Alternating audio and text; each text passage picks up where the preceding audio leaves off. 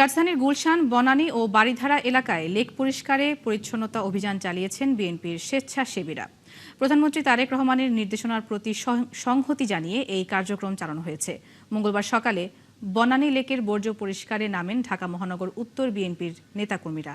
লেকের পরিবেশ রক্ষা এবং বর্জ্য ব্যবস্থাপনা নিশ্চিত করতেই এই কার্যক্রম। সম্প্রতি গুলশান, বনানী, বারিধারা লেকের উন্নয়ন ও পানি দূষণ কমাতে সংশ্লিষ্টদের প্রয়োজনীয় ব্যবস্থা নেওয়ার নির্দেশ দেন প্রধানমন্ত্রী। এই নির্দেশনার পরপরই এই পরিচ্ছন্নতা কার্যক্রমে নামেন নেতাকর্মীরা।